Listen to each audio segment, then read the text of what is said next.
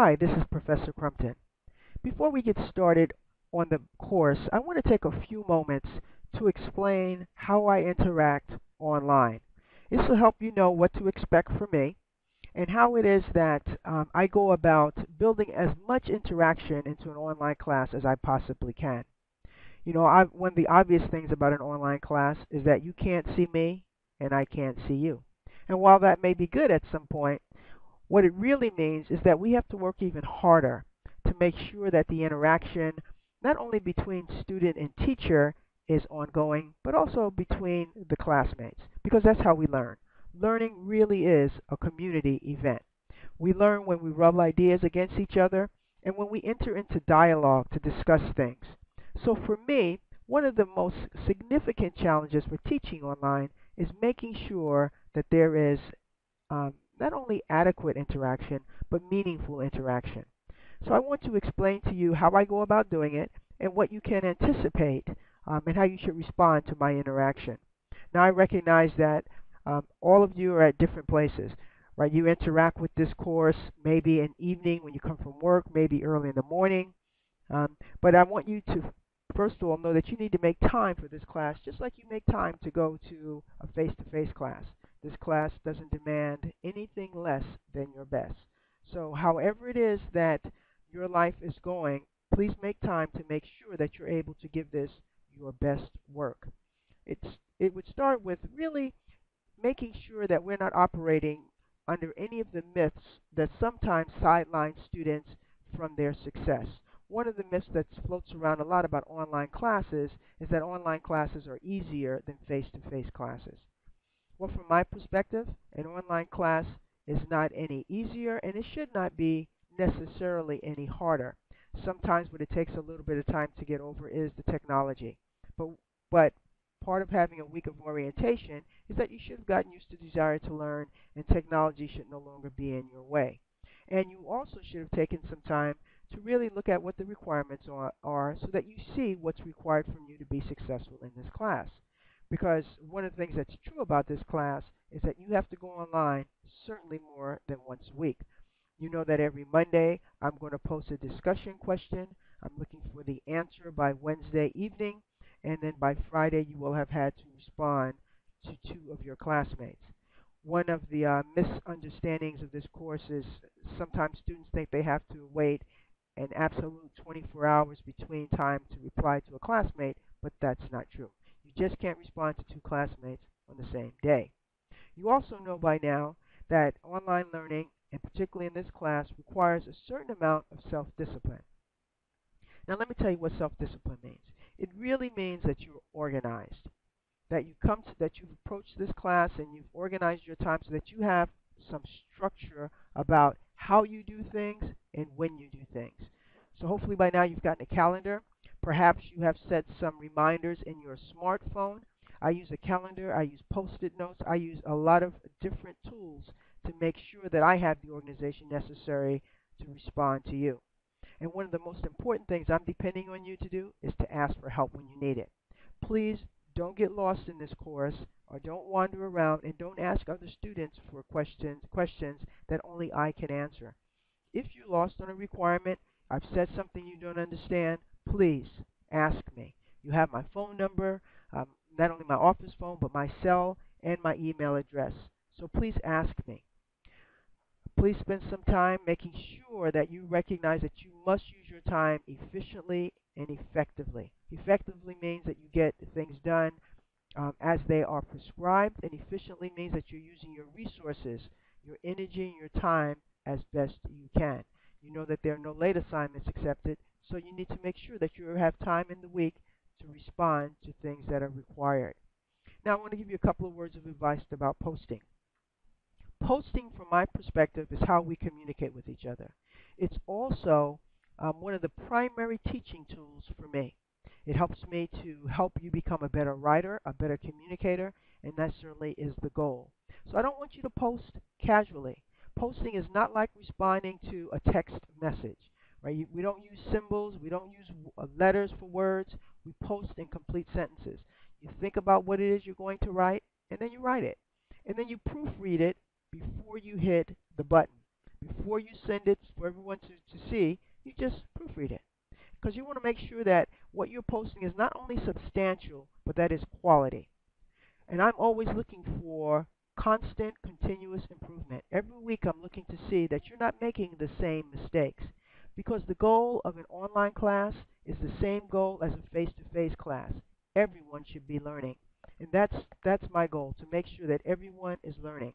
And one of the primary ways that I do that is by asking all of you to read all of my posts.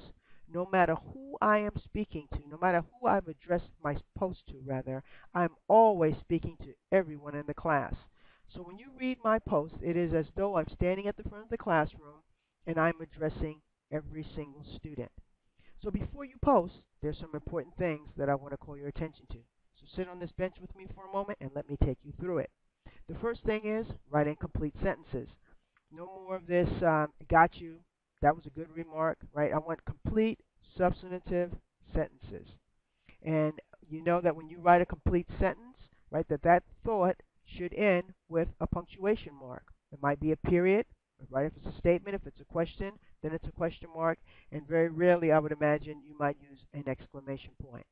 The most important part about communicating, both orally and in writing, is that we proofread. Now, in oral communication, proofreading means we really think about what we're going to say. But let's talk about the written word. To proofread means that I'm going to go back over everything I've written before I hit the button, and I'm going to look first of all for any mistakes. Have I checked my spelling? Have I made sure that if there are any missing words that I've fixed that? Right? Have I made sure the punctuation is there? Is my capitalization right?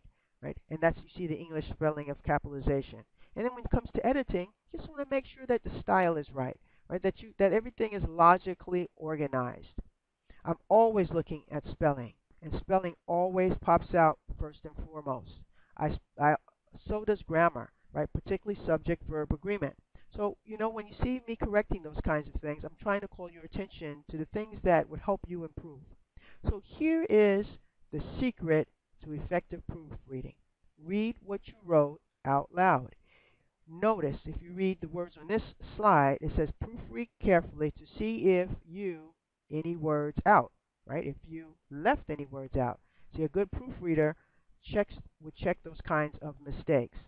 Here's the other thing that I want to bring your attention to. Cut out any words that are not necessary. We call that word clutter. If a word doesn't add value to a sentence, cut it out. Okay. Typos, no typos, right? Typos just, so from my perspective, say that you have not put the type of attention to detail that's necessary. So, in case you have missed where the spell checker is, you'll see that it's at the bottom right of your D2L. Get in the habit of using your spell checker. Now, you can't just rely on your spell checker, right? Because sometimes you'll have the word from in there and you really meant the word form. So, always proofread. Capitalization is something that drives me crazy more often than not, because what I have discovered is students like to capitalize everything. So I want you to know that there are only a couple of rules about capitalization, and here they are. And for those of you who have forgotten that the word I is always capitalized, please remind yourself. And here's the other rule about capitalization. When in doubt, don't do it. Just don't capitalize. You'll be right more often than you are incorrect. So I read through all the posts, but I can't possibly humanly respond to every single person's post. So what I do is I look for posts that would allow me to have the most teaching, what I call the most teaching benefit, that allow me to highlight what I think is most important. So when I do that, I don't want you to feel picked on or singled out. I'm just looking for teaching opportunities, because remember, I can't see you. I can only see what you write. So here's an example of how I might comment on a posting. This is an actual post from a student a couple of years ago, and this is how I read through it, and this is how I comment on it. You notice that I've highlighted some stuff, and I've put some stuff um, in red and blue, and that's why you'll always be able to find where I am writing. Okay, so number one calls your attention to the fact that the subject and verb don't agree. Number two is some unnecessary words. I am a stickler for writing short, clear, succinct complete sentences. Don't start stringing words together.